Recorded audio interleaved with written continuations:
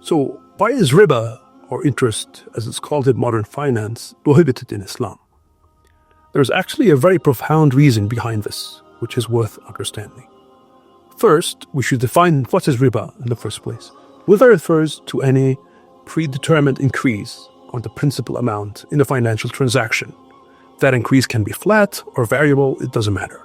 And this is basically the definition of interest, but from an Islamic perspective. So for example, you borrow $100 and you must repay 120.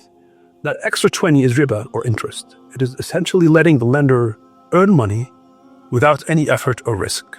And that is something that Islam strictly forbids. Interest is haram for several reasons, all of which center around justice and fairness.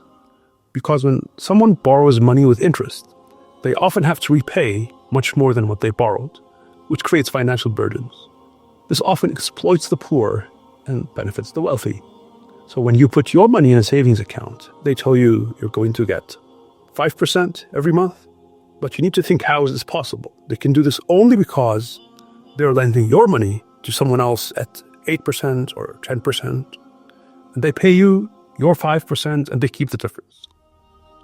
That person may be struggling to repay the interest, let alone the principal, and it keeps compounding until maybe the bank seizes their property or destroys their life in some other way. And that's not very fair. And this was all possible because of the money you gave them in the first place. So in essence, you become a partner to this terrible ordeal. And sometimes you're on the receiving end of this terrible process. Maybe you use your credit card to pay a large hospital bill, and now you have to pay back the original cost plus interest. And if you don't, the interest keeps compounding, getting higher and higher, and it keeps accumulating until maybe it ends up becoming more than the price of the treatment you actually received at some point. This pure exploitation of people and their lack of means and lack of alternatives to cover the cost of living. The Quran directly warns against this. Allah says in Surah Al-Baqarah, بسم الله الرحمن الرحيم الذين يأكلون الربا لا يقومون إلا كما يقوم الذي يتخبطه الشيطان من المس ذلك بأنهم قالوا إنما البيع مثل الربا وحل الله البيع وحرم الربا. Those who consume interest cannot stand on the day of resurrection except as one stands who is being beaten by the devil into insanity. That is because they say trade is just like interest, but Allah has permitted trade, and that's forbidden interest. So interest also widens the gap between the rich and the poor.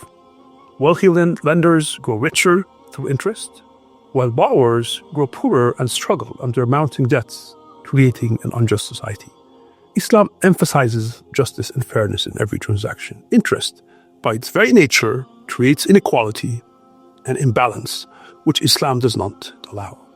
The prohibition of interest is a fundamental part of Islamic teachings. Allah says, بسم الله الرحمن الرحيم يا أيها الذين آمنوا اتقوا الله وذروا ما بقى من الربا إن كنتم مؤمنين.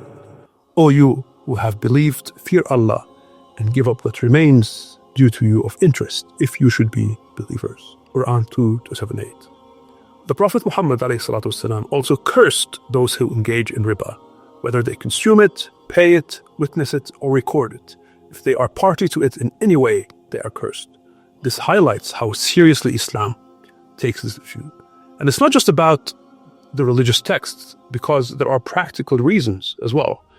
For one, interest fosters resentment between lenders and borrowers and creates societal fragmentation. And this is why Islam promotes risk sharing and investment in real economic activity, unlike interest, which just guarantees a profit regardless of outcomes. Islamic finance ensures fairness for all parties, which is why Islamic finance provides a lot of alternatives. For example, murabaha, which is cost plus financing for purchasing goods without interest. Mudaraba, which is a profit-sharing model where the bank and customers share risks and rewards. And ijara, which is a leasing agreement compliant with Islamic principles. The prohibition of interest in Islam is rooted in justice, fairness, and compassion. It is about protecting the vulnerable and ensuring economic systems promote equity for all.